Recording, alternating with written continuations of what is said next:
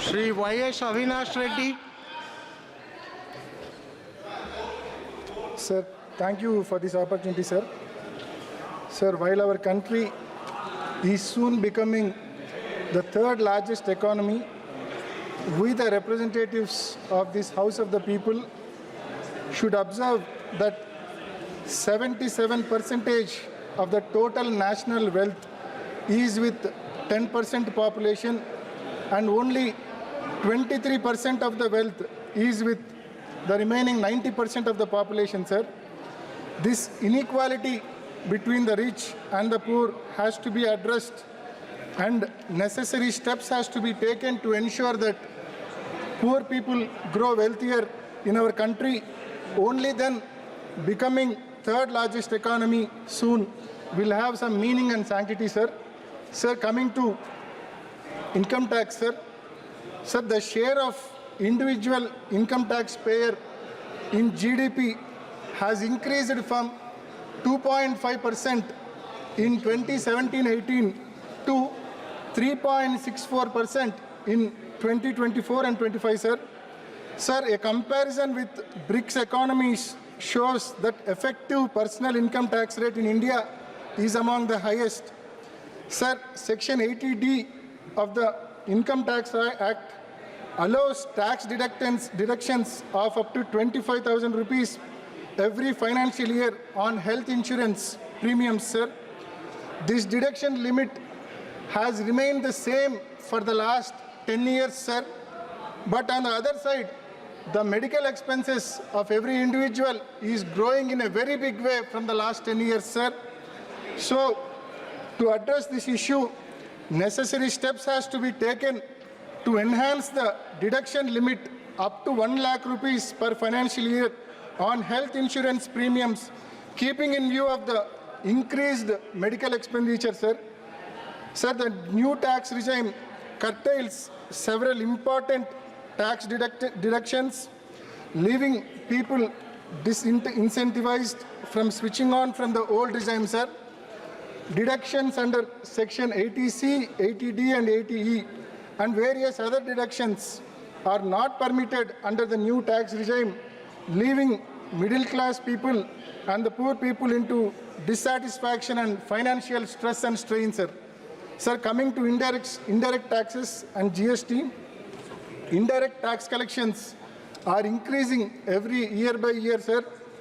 Government has been seeing record GST collections with a significant increase in July 2024, totaling to an amount of 1,82,075 crores, sir, marking 10.3% rise compared to July 2023, which was 1,65,000 crores, sir. Given this high collections, now the government should come forward and consider reducing or exempting GST rates on certain basic goods and services which are commonly consumed by the poor and the middle class, sir. On behalf of the weavers, I request the government to exempt 5% GST on the raw material used by the weavers, sir. And on behalf of the fishermen, fishermen are making a request from a long time, sir, for GST exemption on components used for making fishing nets, including nylon twines, ropes and floats, sir. Sir, and farming community, you very well know, sir, it is in severe distress. We have to address the issues of farming community, sir. Sir, a new act has to be introduced in this house, fixing MSP for all crops produced by the farmers in this country, sir. Sir, and more importantly, sir, to promote farm mechanization and to support farmers, GST should be exempted for all farm supplements, sir.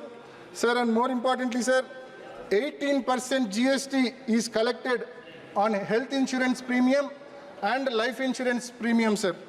Sir, we strongly request the government to withdraw GST on life insurance and health insurance premiums, sir. Sir, coming to our state, Andhra Pradesh, sir, our former Chief Minister, Shri Y.S. Jagannath Reddy Garu, requested Honorable Prime Minister several times to grant special category status to Andhra Pradesh as promised in this House, sir, by the then Prime Minister, Sri Manmohan Singh ji. We strongly urge the government to grant special category status for Andhra Pradesh and fulfill the promise made in this House, sir. Sir, in AP Reorganization Act, establishment of steel plant at Kadapa was promised to us, sir. We strongly urge the government to establish steel plant at Kadapa, sir. Sir, in the same AP Reorganization Act, railway zone at Vizag was assured to us, sir. We urge the government to implement its promise, sir. Sir, more importantly, we request the government to withdraw its plan to privatize Vizag steel plant, sir. Sir, thank you. Once again, thank you for this opportunity. Thank you, sir. Thank you, sir. Shri R. Sachidanandam. Requiring. And this is a challenge many big cities are facing today. Chennai, Mumbai, Kolkata, all these places, if you see, all of them are very tightly knit into small lands right now. And we want to expand those airports, but there is no land available. And if you want to acquire more land, the price of the land has become so much that it is totally unviable to do expansion in those areas. So I am advising all the members here and also through you to the states that you represent, that if you can focus on getting that land parcels today itself, you are going to create airport infrastructure which is going to be useful for generations to come. It is very difficult tomorrow to address this land issue. Even today, yesterday when I was hearing the speeches, a lot of people have already mentioned about land acquisition, how it is a problem. Right now only if you want to take those areas for airport development, there is a lot of land acquisition problems just like anywhere else. So we have to tackle this problem, sir. And from our side, whatever support is needed from the central government, we are going to provide just like we have done for the last 10 years. And we are committed to improve the airport infrastructure in this country under the leadership of Honorable Prime Minister Narendra Modi ji. And that is our commitment to all the states. Patna Airport also, Honorable Member has spoken about it. Whatever state, see the state land is with the state right now. And whatever land the state provides, the way we approach it is we first give the site clearance. We do an inspection, thorough inspection. Can an airport come here? Can it be viable?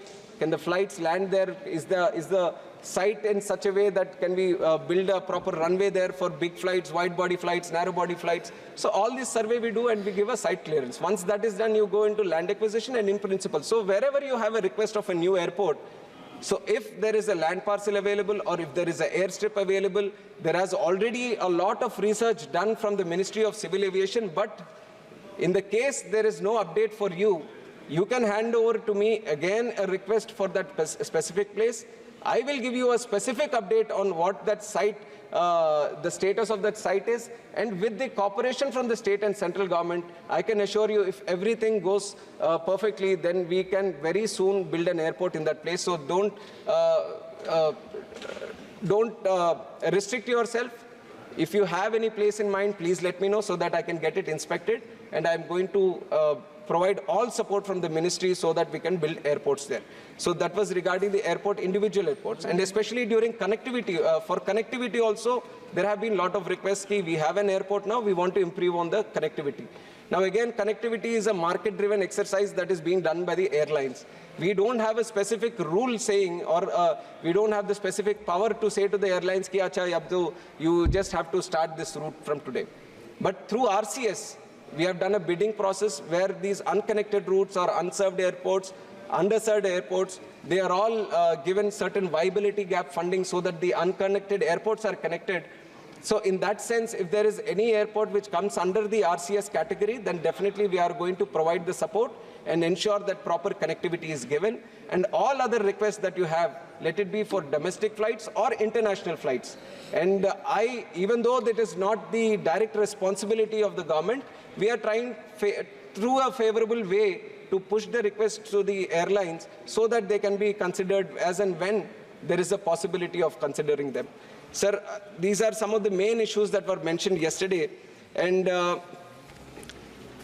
other than this, sir, I think any issue from any member that has been raised, and especially Saugadda, he's not here. But one thing, I take objection from what he has said, sir. Buddhist circuit. Sir, your Buddhist circuit is also there, and we are definitely going to sit with the state government and do it, sir. And also, if Honorable Speaker sir was there, I would have told him also we have given site clearance for Kota Airport, where he has been very strongly pursuing from his side also. And, sir ये शुरू होगा तो सारे का एक एक आ जाएगा, मैं अलग से दे दूंगा सर, सबका अलग से दे दूंगा.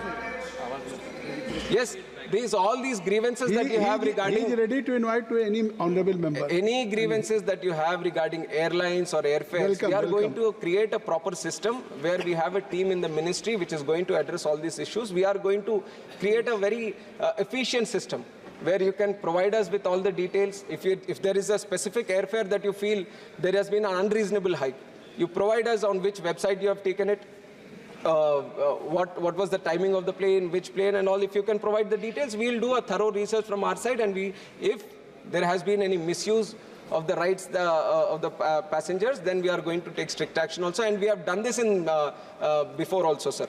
And other than that one... No, please, kindly you address to the chair. Sir, like I said, land is totally state subject, sir. Land is totally state subject. If you feel somewhere it is very high, then it is up to the state only to look at alternate land proposals. We are not saying that airport should be restricted to one specific area. You can look at 4 or 5 areas and we can provide you with all the inputs where it can be feasible. So if there is a certain parcel that becomes very expensive, it is up to the state to look at other alternatives also. And I would like to take the point of Saugat Daji when he has... Kani Moji ji, is it not fair? I think so. So many members have already raised concern if he is responding, and once minister if he is replying, so at least he should not finish. So I think so should not. No, you can ask later on. When I will allow you, you can ask later on. Sir, I will say that I am very, very accessible to everyone, sir. Any request that they have, I am willing to meet anyone. At any time that they specify, I'll give them proper update. You take a cognizance of Kani. Yes, Thoothukudi Airport, sir, definitely we take. There is a terminal building under construction there, and you have also requested many times to speed up the process, and our ministry is trying to push it up also. We are trying, and Mumbai may be hai, sir, Navi Mumbai Airport, which is a game-changer airport for the whole Mumbai city, and that lot of people have expressed concern on when it is going to open. It's been going on for a long time, but I personally visited that airport. I've taken a review, sir, and we have given a strict deadline that by April 1st, the first flight has to land and take off from that place, and we are ensuring that they stick to their deadlines. There is... April 2nd kar dein usko. So, many of the airports, we are trying to put a time-bound deadline so that they complete their work on time, and people can access all these airports, sir. And coming back to this last point that I wanted to mention, Saugadda has mentioned that everything is getting privatized.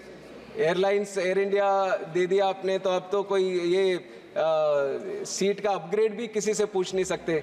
ये sir पहले होता होगा sir ये सिफारिश culture 2014 से, और इसी सिफारिश कल्चर के साथ एयर इंडिया का कर्जा 80,000 तक चला गया सर.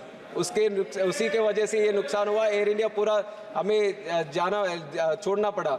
बट अभी जो है सर, ये ministry of civil aviation doesn't get requests of seats upgrade, sir. We get requests of airports upgradation. We get requests of airport infrastructure upgradation. We get requests of facilities upgradation. So we have taken the level of civil aviation from just recommending for seat upgrade to airports upgrade, sir. And this has only happened because of the vision Honorable Prime Minister Narendra Modi ji had, and that is the commitment we all are showing to the country also. And there is a lot of scope and potential, sir, especially with the MRO industry also. And I have replied in one of the answers, the growth, especially from $2 billion industry in 7 years, we are going to hit $4 billion industry in MROs, which also has a great potential for job creation in this country, sir. So a lot of different sectors in civil aviation are being looked upon, and this Bharatiya Vayan Videyak encapsulates all of them and gives a good direction, and it harmonizes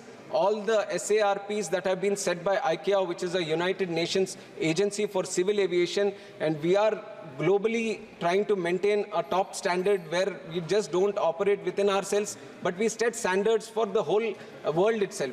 So we are looking at a very promising sector in civil aviation, sir. And I would like to personally thank Honorable Prime Minister Narendra Modi ji, who has given the responsibility of handling civil aviation at a very young age, sir. I didn't have any expertise on the civil aviation, but he had the confidence on the young member of this country, sir. He has the vision that if it is in the hands of a young minister, then it is definitely going to go very heights. So that is one thing I want to thank Honorable Prime Minister and also our leader, chandrababu Naidu ji, for giving me the opportunity. And on behalf of me and also our Minister of State, Muralidhar Mohol ji, we are both young ministers here, sir, and we want to do a lot of good things for civil aviation, and we have received the support. Yesterday, people who were speaking from both sides, they've all given a lot of support and they've all encouraged us as young ministers from both sides. So all on behalf of the Ministry of Civil Aviation, I would like to thank all the members from each side, everyone who has shown support to us.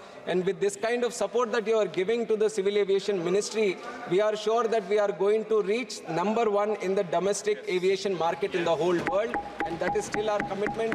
And while I say that is our commitment, we are going to ensure that in whatever we do in this civil aviation ministry, it is going to be addressed as civilian aviation ministry. Civilian is going to be the topmost priority for us, and that we are going to ensure, sir. And for that, this bill plays a very important role, Bharatiya Vayuyan Videyak. And I request the whole House, just like they've supported through their speeches yesterday, to support in the passing of this important bill, which creates and gives a new direction for the civil aviation industry in the country. And with these words, I thank you once again for giving me the time. Thank you very much, sir. Kani Modi ji.